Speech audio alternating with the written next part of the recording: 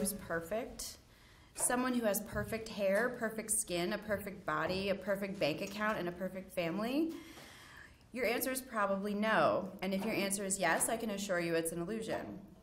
Lydia Netzer's gorgeously written, critically acclaimed debut novel, Shine, Shine, Shine, reminds us that being human means being flawed. The characters, Sunny, Maxon, and their son, Bubber, remind us again and again of the issues we face in our culture every day. Our tendency to over-medicate, our obsession with outward appearances, and our desperate need to fit in. We meet Sunny the day after Maxon leaves on his mission to the moon. Suddenly, her world is cracked open, and we see that Maxon's bold journey into space pales in comparison to her bold decision to live a more authentic life. While he's on a mission to populate the moon with robots, she's on a mission to face the world as she truly is. A woman with no hair, a mother to a 4-year-old boy with autism, a daughter who must choose when to let her dying mother go. We're reminded that in many ways we are like robots, especially as our lives depend more and more on technology every day.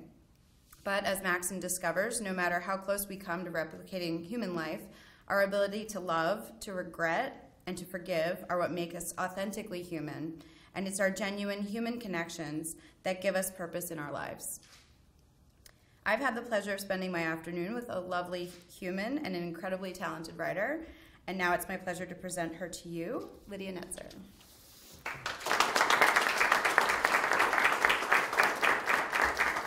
Thank you so much. That was very charming. Ooh, it is spacious up here. I'll take this. All right. Does this have a function?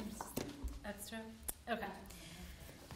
So I had a wonderful time today at the round table. It's nice to see some of you back, and some new victims for me have also come tonight, so that's very cool. We talked about today at our round table the idea that all worthwhile writing is personal writing, and that my story is ultimately the only one that I can ever really tell with any validity and authenticity.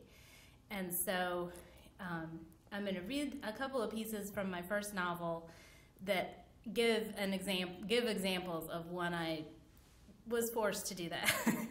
It's very hard to actually knuckle under and say, all right, I'll take my pants off, you know. All right, I'm going to open up my brain and expose, you know, all the seething chaos that's inside there. It's much better to write about other people and all the things that are wrong with them.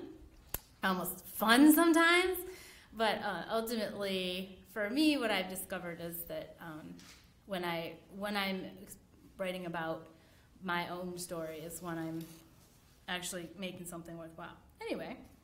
So here's an example of something that happened to me that got translated into the book.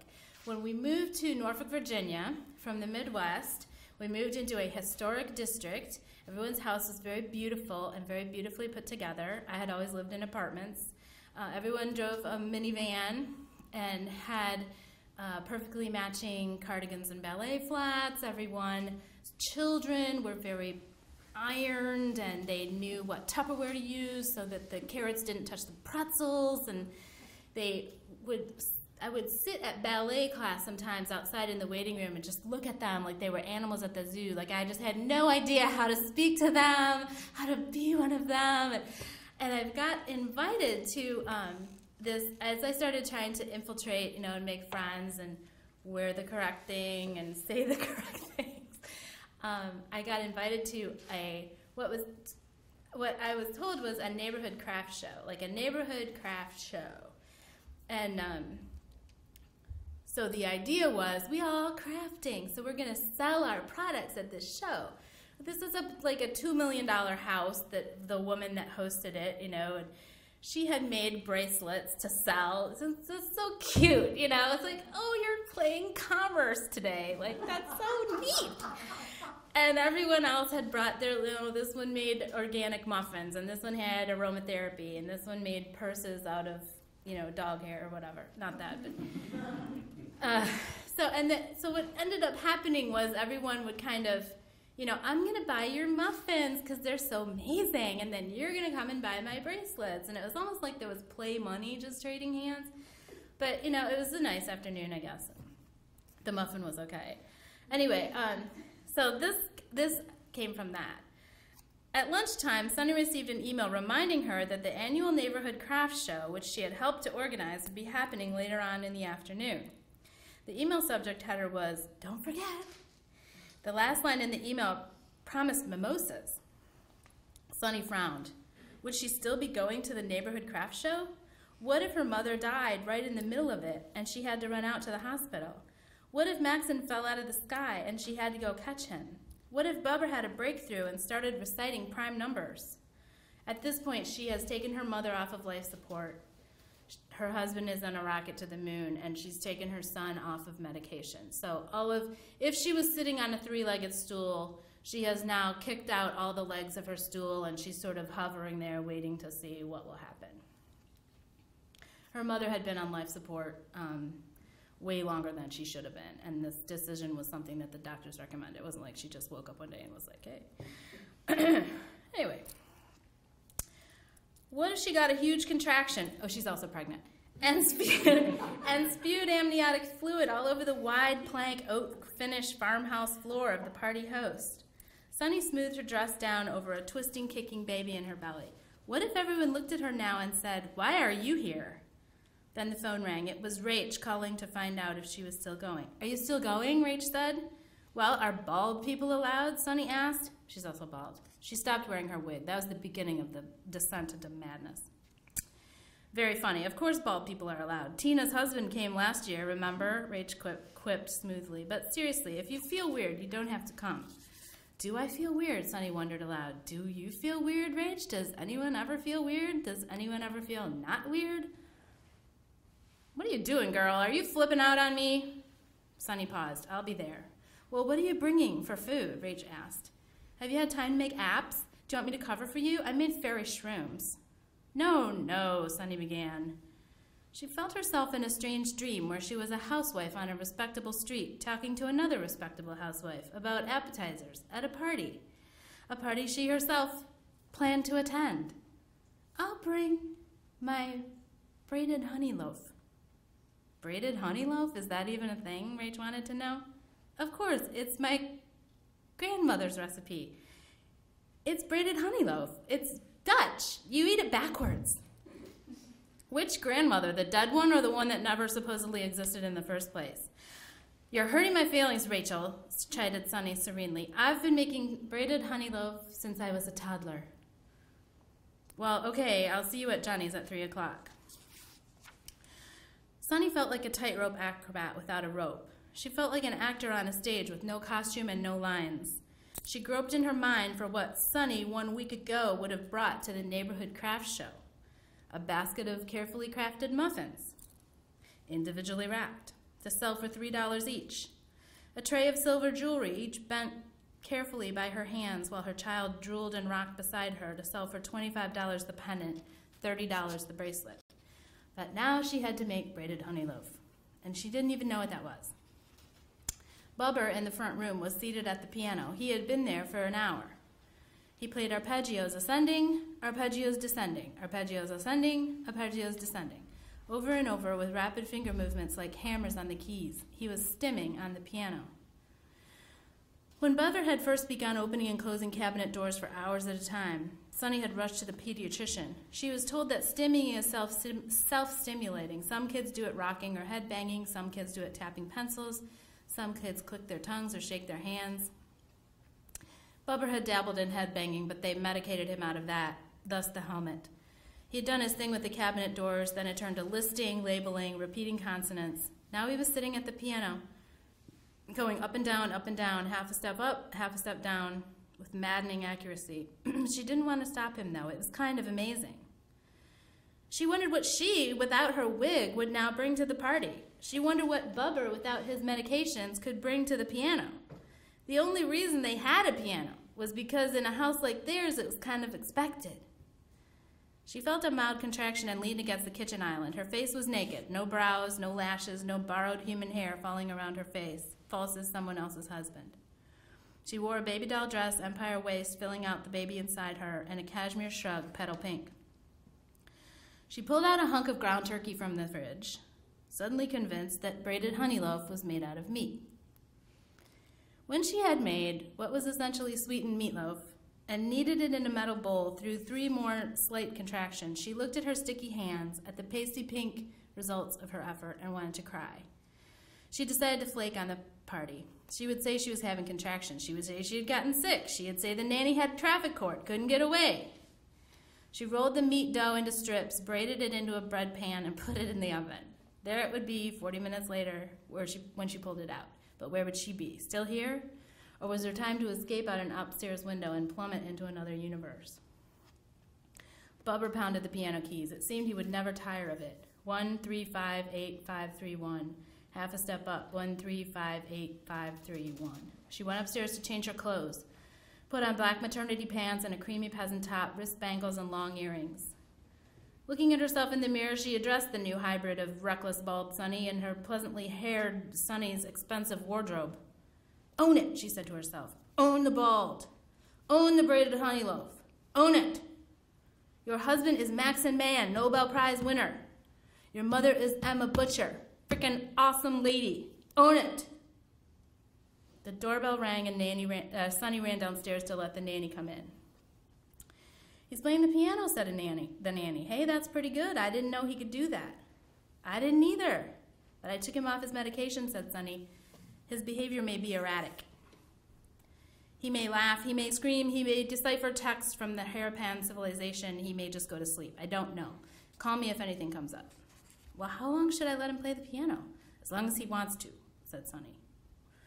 Without further explanation, Sunny plunked the braided honey loaf, now hard and perhaps even sliceable, into a floral-themed bowl. She dropped a kiss on the top of Bubber's head, and he lolled his head back to say, "Oh, I love you, Mother," in a voice that could almost be described as having inflection. His hands never stopped.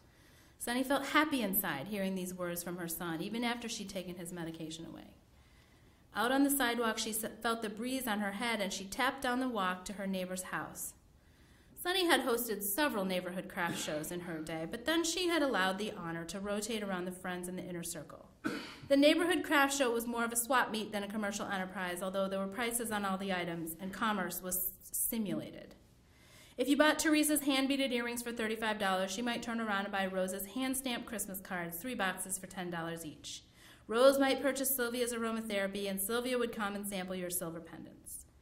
No one really had left any richer or poorer than they had when they arrived, but they all had varied assortment of little items to dispense amongst their less important friends, saying, "This soap was created by hand by one of my friends down the street. She does it in her frog. Can you imagine? Doesn't it just smell like Christmas cookies? I knew you would love it." The type of women that frequented the neighborhood craft show were not the type that needed extra money for Christmas. They were there playing store, and they were there for the mimosas. There was a delicately lettered sign festooned with streamers and balloons set up on an A-frame in Jenny's perfect yard. But if any stranger had wandered in off the street, no one would have known what to do about it. Jenny had brought every portable surface in the house to the fore in her modern Tudor palace, little side tables carrying felted catnip balls, the dining room table hidden under an assortment of quilted handbags and hats. Ladies of the neighborhood floated around through the front rooms, the foyer with its grand staircase, the den with its grand fireplace, the dining room with its grand mural, a Welsh countryside painted on the wall next to a French table behind German window panes. Jenny was no gifted designer, but her husband had a bank account without a bottom. With adultery and divorce beating the wings in the air, she was not moved to conserve on his cash. As soon as Sunny's foot touched the beautiful planks of Jenny's foyer, her body knew just what to do. She drifted into the kitchen, complimented the renovation, set down her platter, and chose the perfect slicing knife from Jenny's silverware drawer. "What is it, Sunny?" asked Jenny sweetly. She was putting on a brave face. The husband was in the dining room wearing a tweed jacket and leather golf cap, his long white hair pulled back in a horrible little ponytail.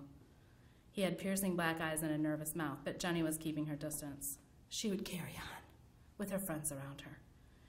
"It's braided honey loaf," Rach interjection. "It's Norwegian, you know."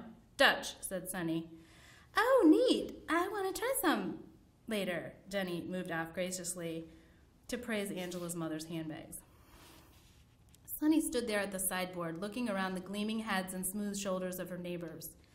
They were good people and smart people. She did not feel without her wig that she was suddenly better than them or that they did not deserve her. Instead, the opposite. Here they were. Unsuspiciously, they had brought her into their fold, let her rise to the top of their pecking order, had listened to her advice, and followed her lead, and now she had betrayed them. She could feel them avoiding her gaze when she faced them, but felt their eyes on her behind her back. In some ways, she was invisible, but in other ways, they couldn't take their eyes off her. Then a strong knock sounded on the door, and it flew open, revealing a familiar figure in the doorway. Bold and sure, Les Weathers entered the room. The news guy from TV. The women went to him like butterflies. They offered to take his jacket. They led him to the food table, pressed a plate into his hand, a fork. Their voices lilted up an octave. Suddenly, Jenny's husband, who had been telling a story of how he got beat up half a block from home, walking to the party at Hardison's last New Year's Eve, was abandoned. They'd all heard that story anyway. Here was Les Weathers of Channel 10 News. He greeted them, flashing his white teeth, patting shoulders, and nodded. But then Les Weathers made a tall, blonde beeline for Sunny. He took her by the elbow, bent his head toward her in concern, and said, "Sunny, are you all right? How's the baby? Hanging in there?" "We're okay," said Sunny. "Oh, good," said Les Weathers. "I'm glad to see you out and about, taking in the fall air." "Yes, well," said Sunny, "I probably need to go soon to the hospital."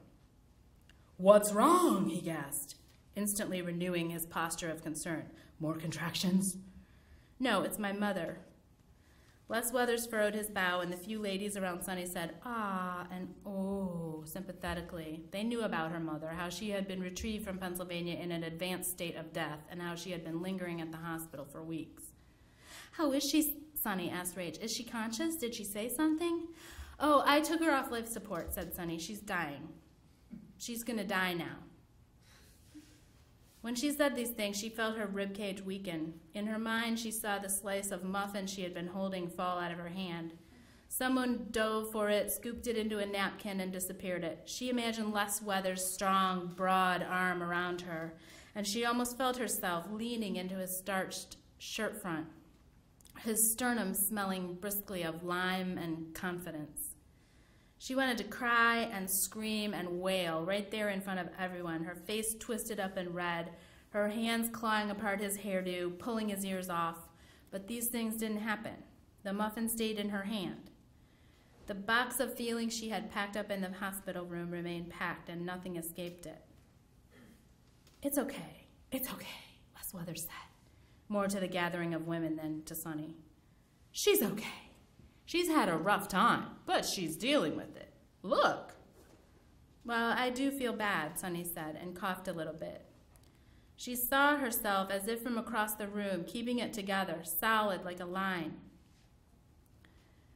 Her mouth solid like a line across her face. How much she longed to scream it out at them. "I feel bad.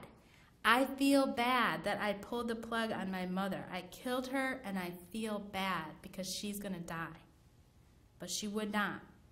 She would not be something that would be remembered for years, something people would tell their husbands about later, tell their sisters about on the phone. No, they would not talk about some wrinkled, tearing thing, clinging to the big man with the iron curls of hair and the cleft chin, squeaking and spouting. They would report, instead, the smooth alien in the peasant top, saying calmly, "I do feel so bad that I pulled the plug on her." "Sunny, you must have had to," Rach put in. And Jenny put one hand on Rachel's back. "You had to let her go. It was time, and you did the right thing." How could it be the right thing to kill something that's alive? How could Rach know anything when Sunny had been lying to her from the start? But she put that thought in the box, and she closed the box. And the screaming and the tearing at herself and the crawling under her bed to wait for death was all packed into the box, and the box was shut and taped shut, and she would not open the box or think about the box. She was alive, and now she's going to die, and it's my fault. I did it, she said. "Ridiculous," thundered Les Weathers. With one hand wrapped tightly around Sunny, he picked up a chocolate chip scone in the other and gesticulated definitively before putting it into his mouth with a flourish. "You're not some criminal. You don't go around killing people. You're just a woman, a bald woman, and you just do what you have to do." Chewing the scone, he warmed to his topics. We all do hard things, Sonny. Losing my wife, Teresa, was the hardest thing I've ever done, but it had to happen. Did I abandon her? No. She ran away from me. Did you kill your mother? No. Through your inaction, you allowed her to die. But everyone told you to do it. The doctor, the court, even your husband. You did the right thing. It was for the best.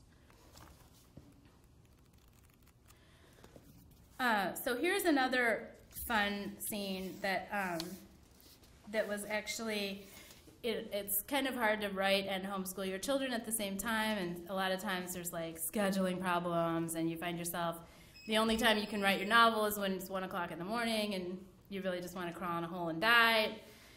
Sometimes this frustration comes out in moments when you're face to face with your spouse in some way, and sometimes you say things like, I can't write my book. I don't have any time. It's these children and the parenting of them. It's so difficult, and I don't have any time to write my book. And sometimes your husband, if he is a robot like mine, will look at the situation very analytically and say, well, honey, it's all about priorities.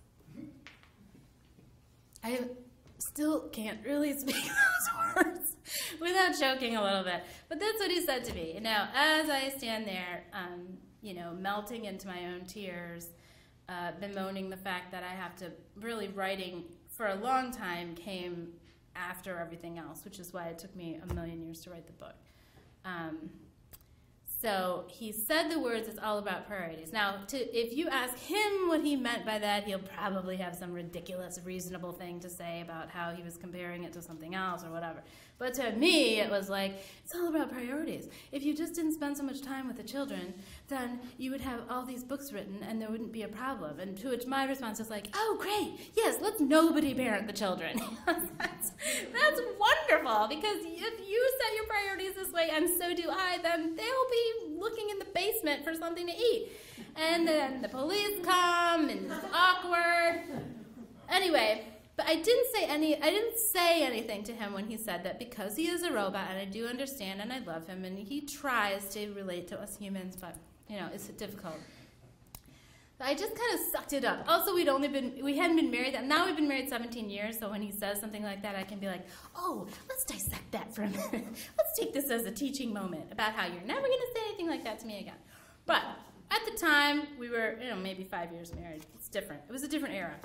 Anyway, so I didn't say anything back, but it festered in my brain, like those words. It's all about priorities, huh? It's all about priorities, like it kind of stuck with me a little bit. Obviously, you can't tell, right? You'd totally be like, no, Lydia, you're obviously over it. Yeah, so I put it in the book. I put it in the novel, and I gave my character the opportunity to say all the things I wish I would have said at the time. So here, there's Sunny and Maxon fighting in a way that my husband and I never do. A couple of months before the rocket went off, they had such a bad fight. She was anticipating his departure. He knew from what Emma had taught him that Sunny would express worry for him in different ways. He watched her express the worry by checking many times with many different types of questions whether he was scientifically prepared or physically prepared for a week in space. Now he watched her express the worry by arguing with him. He was prepared to engage in an argument over something inconsequential. He had been told the argument would be about something stupid, like what kind of tea he was supposed to buy, but would really be about him leaving. He had to listen to the words she was saying, but he had to understand the things she was feeling: fear, loneliness, abandonment, worry. He stood across the kitchen island from her. The kitchen island was covered in cool granite, but granite that looked like leather, and that felt like the surface of a meteor. Bubber had been put to bed. It was 10 o'clock at night. When he came out of the office, she was banging dishes around in the kitchen, and then within minutes, they were on opposite sides of the kitchen island fighting. What am I supposed to do for all this time? 2 weeks in Florida, a week on the mission, more time after that. Am I just supposed to put a plug in this baby hole and not let it out? Am I just supposed to turn down the processes around here? Just shut it down and wait for you to get back? I don't have an off button, Maxon. No, was all he could say. I'll be okay, don't worry. The kitchen was lit artistically, recessed lighting in the ceiling dropping down a gentle glow around the copper pots. Behind her, the state-of-the-art refrigerator. Behind him, the farmhouse sink recast in silicone. Deep, wide, perfect for canning, picturesque. The back of his head reflected in the window over it. The back of her head was a gray interruption on the glistening nickel of the fridge. Great. Well, I'll just carry on then all by myself. That's perfect. Well, actually, you know what? I quit. I fucking quit. I say, lights off. Shut it down. I want out of this sweater. I want out of this house. I want out of this city. I want out. I've been holding everything on my shoulders for too long. I want a break. I want to not be a mother for 5 minutes. She waved her hands around, rubbing at her cheek. She never, of course, drove her hand through her hair or pressed upward on her forehead or shook her head vehemently from side to side. So go out. Do what you want to do. I'm here now, safe and sound. Oh, no, sorry, this is Maxon. That's Sunny's voice. So go out. Do what you want to do. I'm here now, safe and sound. I can help you. Go take some time for yourself, he said. He said the words time for yourself as if it were one word, like bicycling. I can't just go out, Maxon, and leave it. Do you not understand this? I am mom, 24/7. It doesn't end because I'm not physically with you or your child. I'm always mom. It's right here inside me. This makes me mom. Whether I'm here or there or passed out drunk in a ditch in the city, I'm still the mom. It's just that then I'm the shitty mom. So you leave. You're the scientist. You're the builder. You're the astronaut. You're the cyclist. I'm none of those things. I'm the mom. That's it. And I'm saying I want a little break to try to be someone else, but I can't have it because it's impossible. Behind her, the automatic ice maker clicked on, dumped off a load, and clicked off. Honey, it's all about priorities.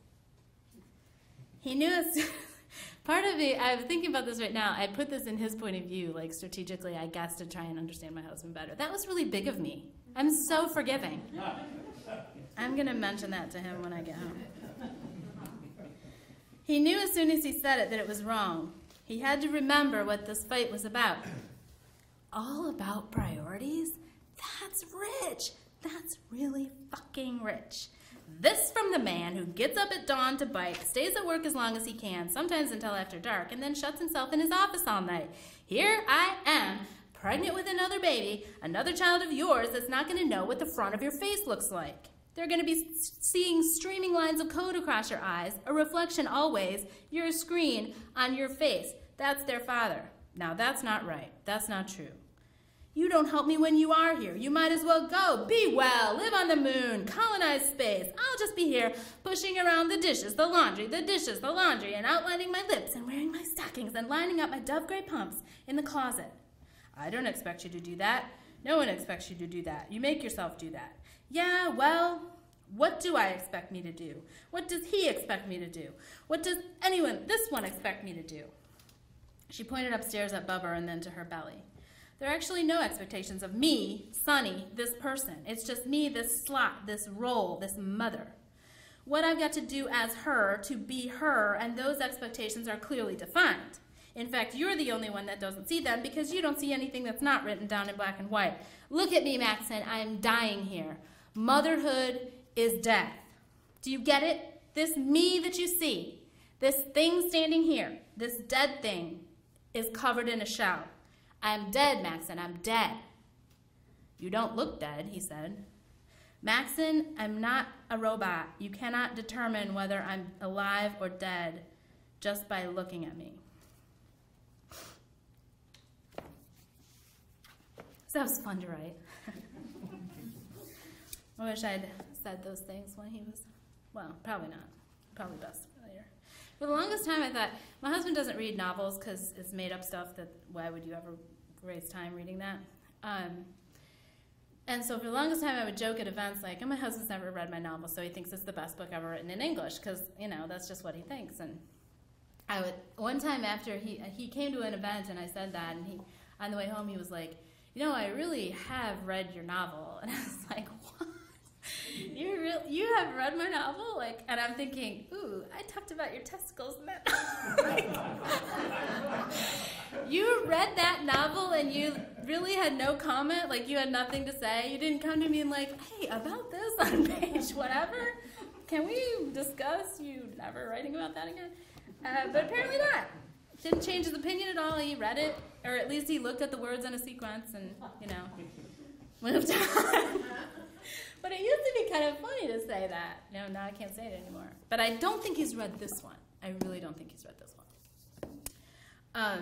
I'm going to read a little bit from this book, which is How to Tell Toledo from the Night Sky. And this book came into being when I was with my friend, and we were watching our little children play on the floor at her mom's house. And our kids were born 5 days apart, and they were 1 year old, and they were stacking blocks and looking so adorable. And we were still both nursing, so we were in that sort of moo cow phase of motherhood where you're like, daisies, you know, like, kind of really does. I mean, hormonally, it does change you into sort of a moron. It really does, which is good because then you're not paralytically bored with the monotonous task you have to perform. But anyway, so we're sitting there, and our conversation was, you know, reaching the elevated peaks that most nursing mothers reach, like, yeah, they're so cute. Yeah, they're really cute. You know, they should get married. Yeah, they should. That would be cute.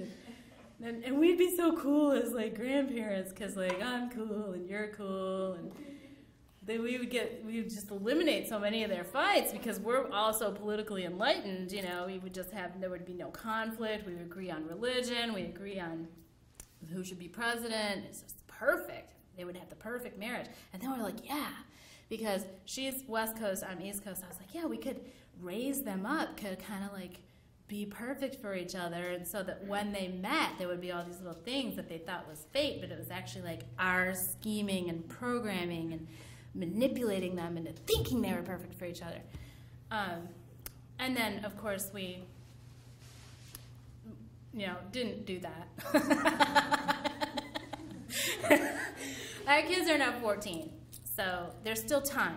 Maybe we secretly did that, but I publicly promised to say that we didn't. Anyway, so I moved on from the idea, but the story stuck with me. I was talking in the round table about how I wrote it again and again in different ways, even though I felt like, you know, it was kind of a trivial story. Like, two mothers plan their children to be soulmates, and then when the children meet, they find out about it, and what's going to happen, you know? And yet I kept coming back to that silly story that I felt was so insignificant, and not worth my time. And it wasn't until I came at it for this last time and I was really kind of struggling with working out the idea that I realized that what I was really struggling with and what I was really writing about was the idea of what love really is. If it is a choice that you make, a rational decision that you make based on reasons, or if it is this mystical, magical feeling that you can't escape. And, you know, as I was growing up, I read a lot of books about, you know, how courtly love was invented in the 1600s and how, you know, it was really just a concept that came out of nowhere, had nothing to do with what was basically just mating for stability, and that the idea of romantic love was, I mean, you can literally see where it was invented and who invented it, and then how it spread out through literature. It's always literature. You gotta watch that literature. So, like, look what the Bible did. Just look at that. Anyway,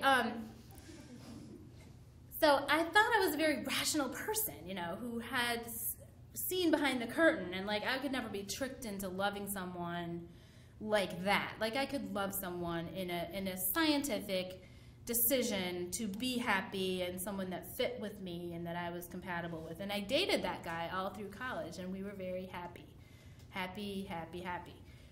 But then I met my husband, and he was completely, on paper, totally wrong for me. Like, I was dating rock and roll musicians, poets, people who really got me, you know, people who would not only read my book, but, like, discuss a scene with me, and, you know, that could dissect a Emily Dickinson poem or whatever, you know, that kind of dude. The kind of dude that, anyway, you know that dude.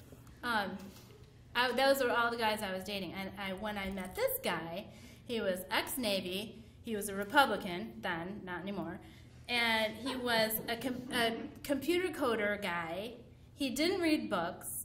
He didn't read novels. He didn't like it. Poetry was like hive-giving anathema. And yet, I fell in love with this guy literally in like half a second on a sidewalk in Chicago. And I had this, it was like I was Saul, and I had the road to Damascus moment. I was blinded, I fell apart, felt myself shaking. It was not so crazy pants. I really was angry with myself as a scholar, as a rational human, as a scientist, that I had allowed this to happen. And yet, here we are 17 years later, I'm totally wrong for him. I'm absolute chaos. He's absolute order. This shouldn't be working, but we still really love each other, and it's great. But I think it always bothered me, and I think the reason this story kept coming back, this story that's about what is the nature of love? Is it something like that just hits you on the sidewalk and you can't control it? Or is it what I thought it was, which was just, my son, bless his heart, described it he was like, the kids were talking about, boyfriend, girlfriend stuff. He's like, it's just the dedication to another individual for the purpose of survival and reproduction. It's like, yes, that makes a lot of sense. Like, that's how it works with your, planarians or whatever. I don't know actually how they reproduce, but it's probably very loving. Planarians are flatworms. So I realized that this was a struggle within myself, and I think that's where my fire for this book took off, where I was like, I'm gonna see for myself what they do. I'm gonna see for myself when they get that information that it's all a trick, that it was all planned by their mothers. What will they do with that? Will they be able to still love each other? So I'm just gonna read the prologue to this, and then I'll take your questions.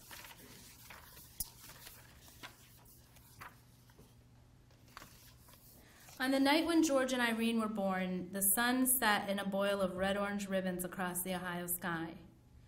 The people of Toledo looked out their westward-facing windows at the night, buttoned the collars of their pajamas against the cold, and closed the blinds as darkness fell.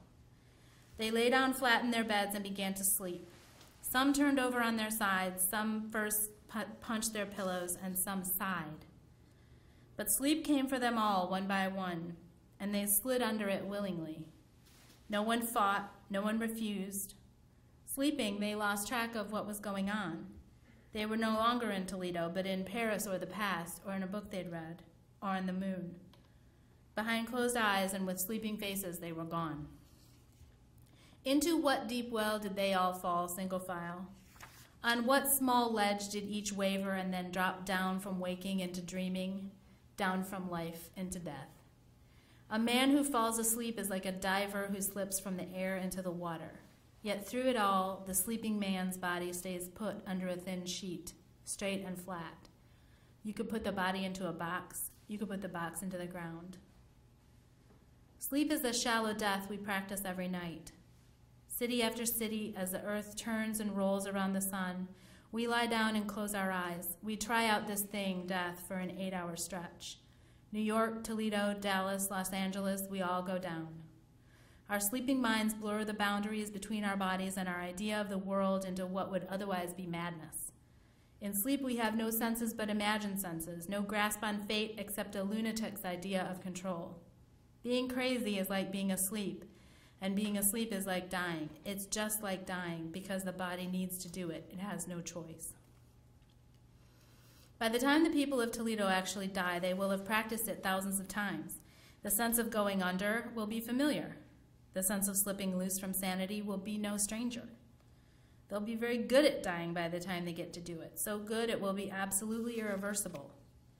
To everyone, this seems like a good idea.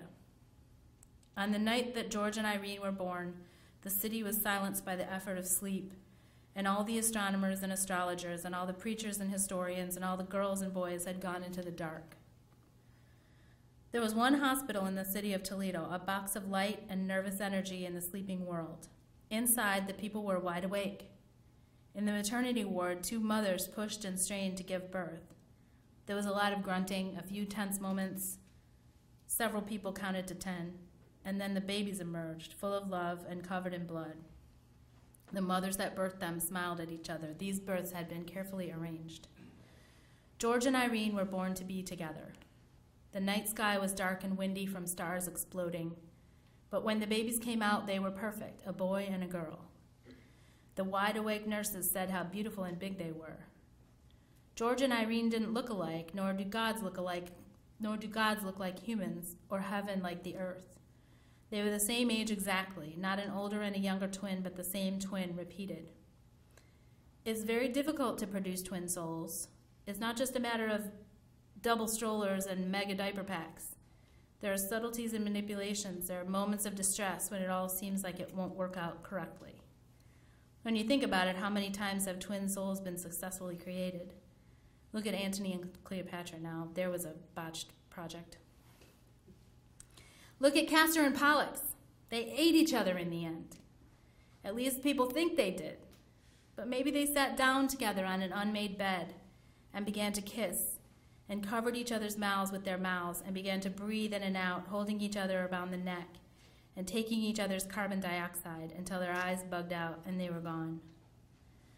As for the twin souls of George and Irene, this is their story, how they met on Earth and how they slept and practiced for their deaths night after night and met in certain dreams and came to love and lose each other and live on. And they also have sex in a super collider later, so it's not a total downer. I just realized that sounds so serious. Like, actually, a pretty funny book. The New York Times called it outrageously funny. It's all about death and how sleeping gets you there. No, it's not. Anyway, does anyone have a question?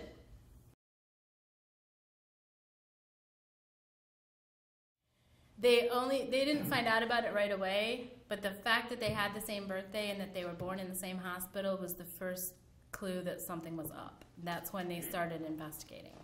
When is the birthday? November 11th. Ooh, that's 11 days before mine. Is it? November 11/11 is like a very special twinning day, so they chose it strategically, the mothers, to create their twin-souled children, because you can do that. Other questions?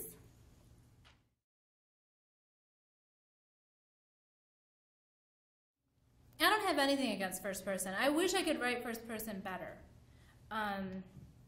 I wrote a novella this year that I published in June called Everybody's Baby, about a couple that it's only came out in ebook, but it's about a couple that funds their IVF on Kickstarter, and then they give away perks like naming the baby, cutting the cord, and it all goes hideously wrong, of course. But anyway, I wrote that whole thing, and I wrote that whole book. It was 50,000 words, almost exactly. How nice when it's exact, right? Anyway, it's 50,000 words, and I wrote, it's first person, and I stayed in chronological order, first person, present tense, chronological order the entire thing. I've never written anything like that in my life. It was so hard to stay in that one frame. And I wrote it in like 2 months. So that was the first time I'd done a lot of things. But that's the first time I really successfully did first person, I think. It's hard. Some of the dream sequences in here are first person. And they fought me on that. Like, don't switch into first. My editor doesn't like first person. It's like, yeah, because there's so many novels in history of literature that are first person that you just don't need, because first person is just dumb. Anyway.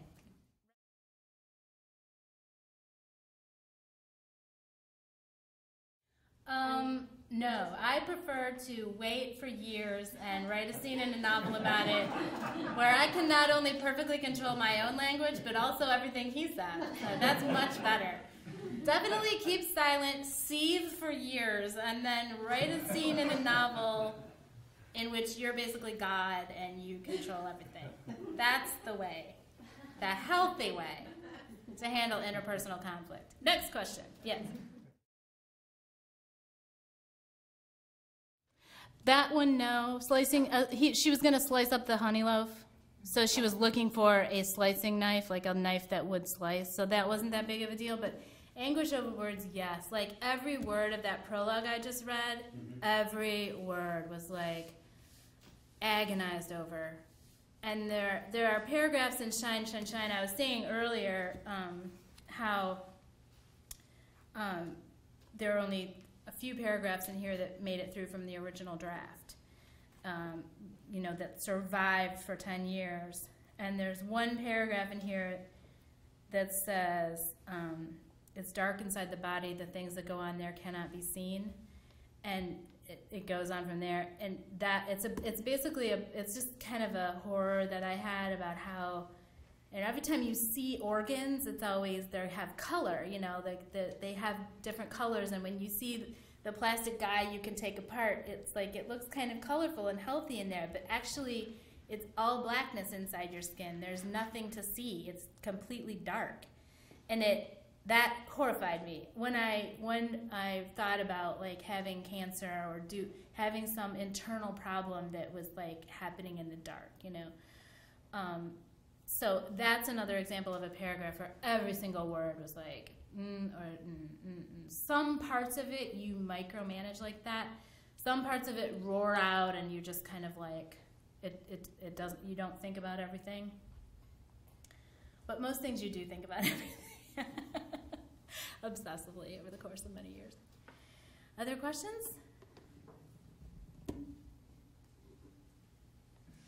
Anyone else?